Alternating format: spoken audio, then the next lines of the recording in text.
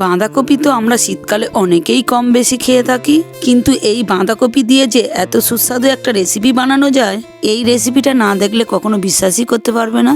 এবং রেসিপিটা বানানো যে এতটাই সহজ যে কেউ একবার দেখলে খুব সহজেই বানিয়ে ফেলতে পারবে।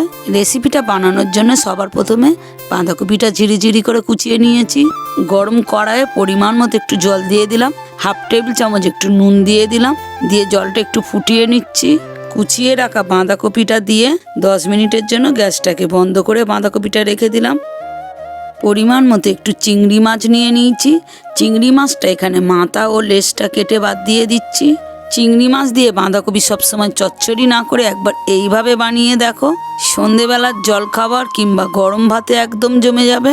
চিংড়ি মাছগুলোর মধ্যে পরিমাণ মতো একটু নুন হলুদ দিয়ে ভালো করে মাখিয়ে নিচ্ছি।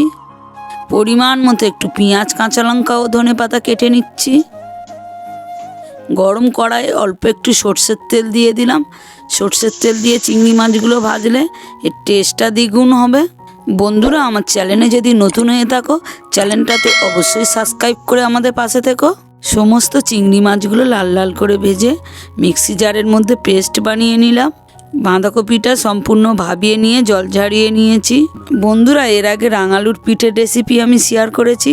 রেসিপিটা যদি তোমরা না দেখে থাকো, অবশ্যই এই রেসিপিটা শেষে দেখো। ভাপিয়ে রাখা বাঁধাকপিটার সাথে পেঁয়াজ ও লঙ্কা, ধনেপাতা কুচিটা দিয়ে দিলাম। পরিমাণ মতো নুন দিয়ে দিলাম।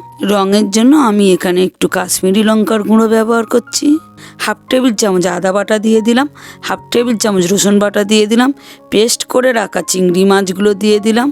1 ডাবু বেসন ও একটু সাদা তেল দিয়ে ভালো করে মাখিয়ে নিয়ে, বন্ধুরা, এই রেসিপিটা তোমরা কে কোথা থেকে দেখছো অবশ্যই আমাকে কমেন্টের মাধ্যমে জানাবে।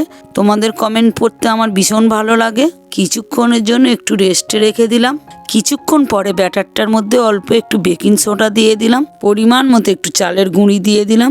দিয়ে একদম শুকনো শুকনো করে মেখে নিচ্ছি। গরম কড়াইয়ে পরিমাণ মতো একটু সাদা তেল দিয়ে দিলাম। প্রথমে ভাজার সময় যদি মনে হয় একটু ছেড়ে ছেড়ে যাচ্ছে, সেই ক্ষেত্রে অল্প একটু বেসন কিংবা চালের গুঁড়ি মিশিয়ে নিলে ড্রাই হলে এটা ভাজাটা খুব ভালো হবে।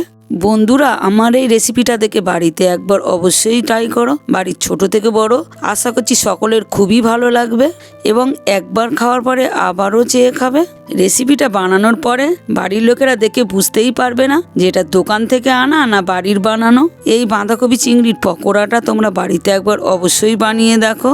গরম ভাতে কিংবা সন্ধ্যের টিফিনে বাড়ির সকলের ভীষণ ভালো লাগবে। আজকের রেসিপিটা কেমন লাগলো অবশ্যই জানাবে। বন্ধুরা, দেখা হচ্ছে পরবর্তী নতুন কোনো রেসিপিতে। তোমরা সবাই ভালো থেকো, সুস্থ থেকো।